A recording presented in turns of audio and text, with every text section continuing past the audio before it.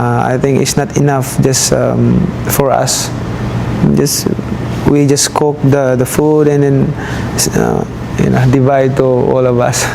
In the long history of boxing, few stories carry the same mix of glory, controversy, and redemption as the night Manny Pacquiao faced Antonio Margarito.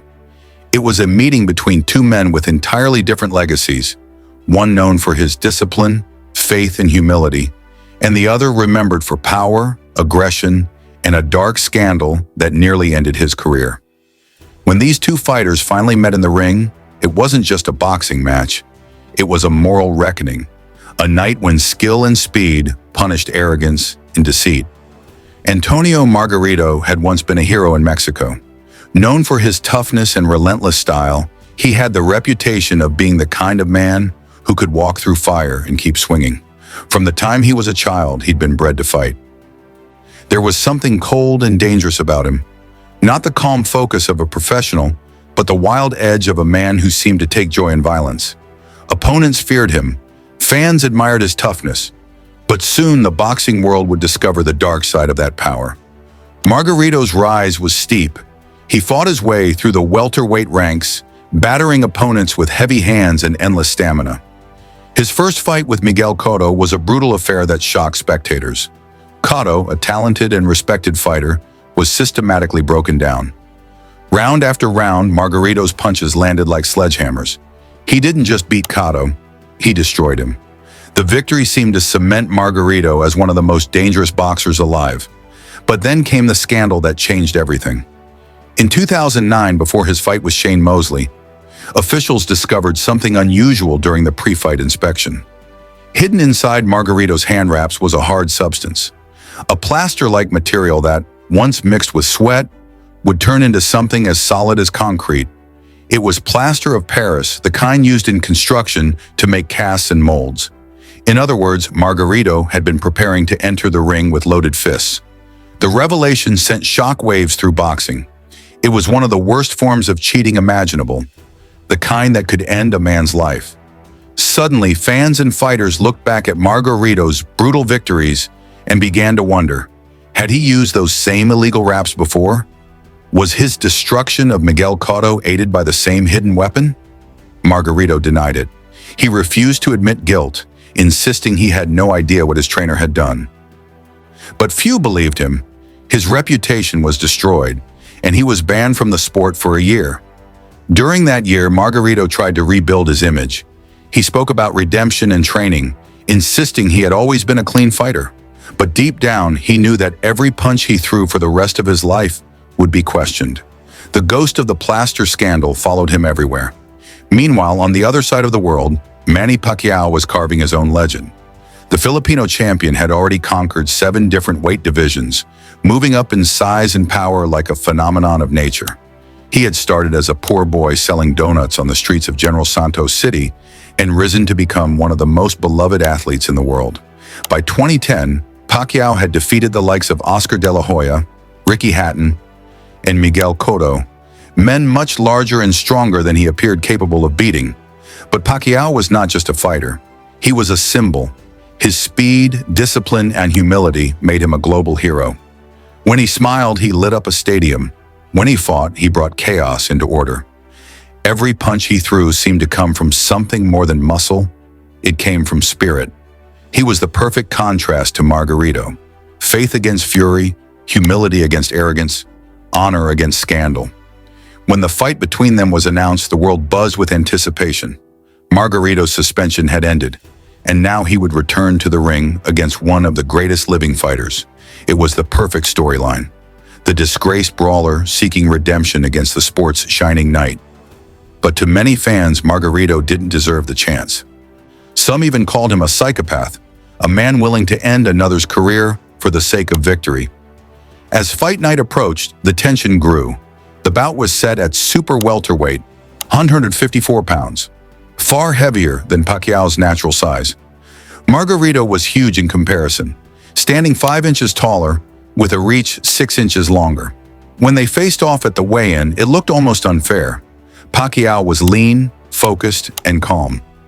Margarito looked confident, maybe too confident, still smirking like a man who believed that size alone would save him. When the first bell rang, it became clear that Margarito had underestimated what stood in front of him. Pacquiao's speed was almost supernatural. He darted in and out like lightning, landing punches from impossible angles before Margarito could react. Each round began the same. The Mexican charged forward, and Pacquiao met him with combinations so quick that the crowd could barely keep up. It was not just fighting, it was art in motion. Margarito tried to use his size, pushing Pacquiao to the ropes, attempting to trap him and unleash his trademark body shots. But Pacquiao's defense was immaculate. He blocked, rolled, and countered with precision. His smaller frame moved like a blur, and every time Margarito thought he had him, Pacquiao slipped away and punished him with 3s, 4s, sometimes 5-punch combinations. By the third round, Margarito's face was already swelling. Pacquiao's fists were landing everywhere, on his eyes, his cheeks, his ribs. The commentators watching that night could hardly believe what they were seeing. Margarito, the man once feared for his brutality, was being dissected like a beginner. Pacquiao's punches didn't just hurt, they humiliated. As the fight wore on, Pacquiao seemed to grow faster. His rhythm was mesmerizing. Jab, hook, uppercut, step back, repeat. The sound of leather hitting flesh echoed through the arena like a drumbeat of destruction. Margarito swung wildly, but most of his punches missed. He was fighting a ghost.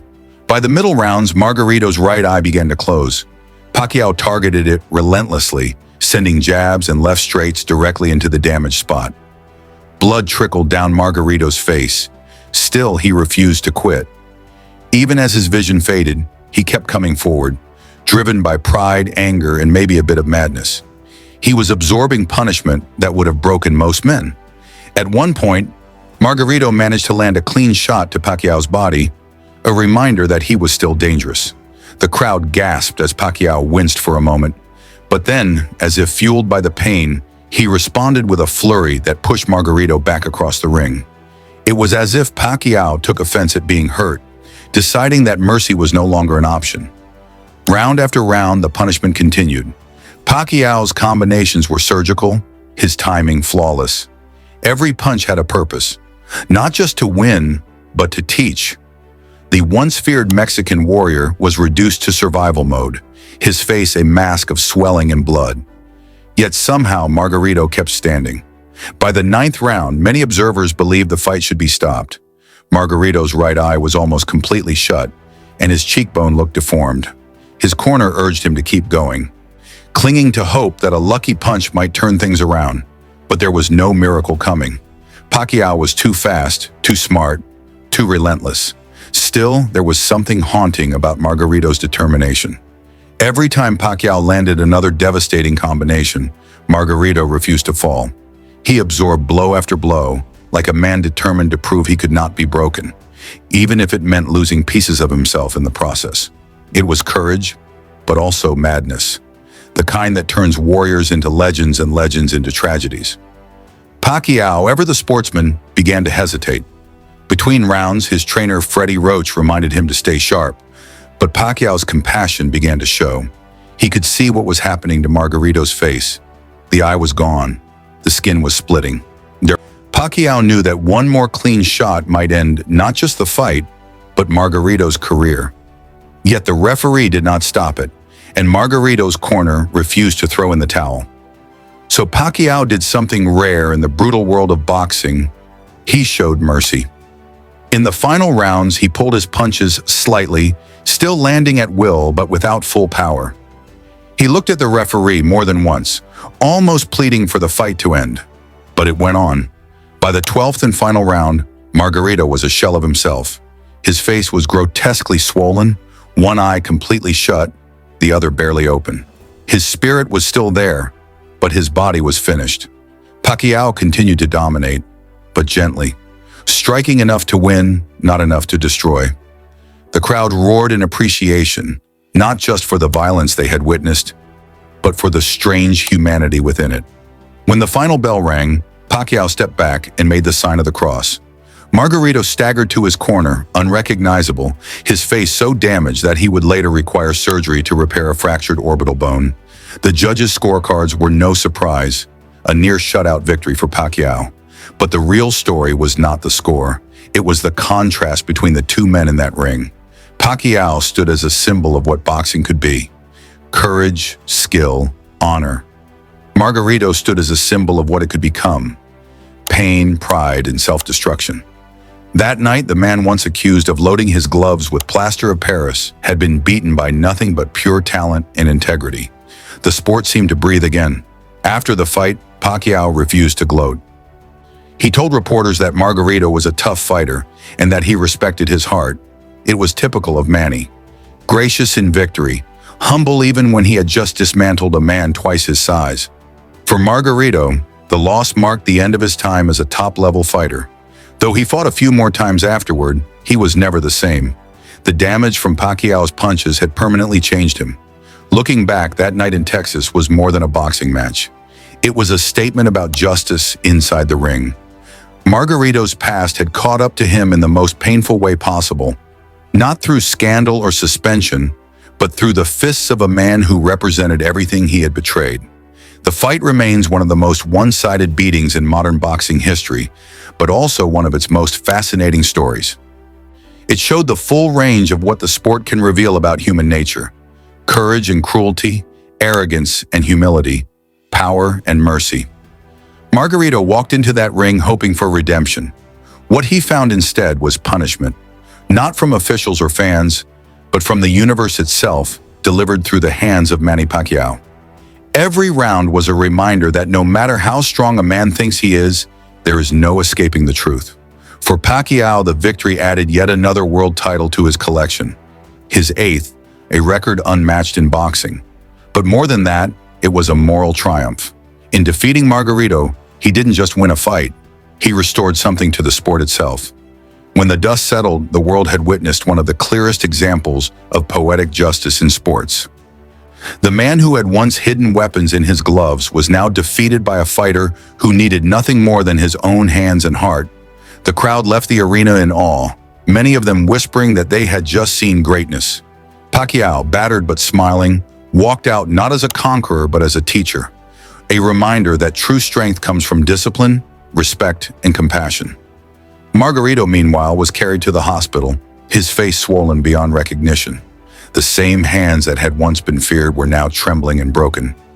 And so the story of that violent night became legend. In every sense, it was a fight between light and darkness, redemption and ruin. Margarito's aggression met Pacquiao's grace, and grace won. Years later, fans still talk about that night, the way Pacquiao danced around a man twice his size, the way Margarito refused to quit, and the way both men revealed so much about what it means to fight. It was violent, yes, but also strangely beautiful. Because in the end, boxing isn't just about punches, it's about character. And on that night, in front of thousands of fans and millions watching around the world, the character won. Manny Pacquiao didn't just beat Antonio Margarito, he redeemed the sport itself.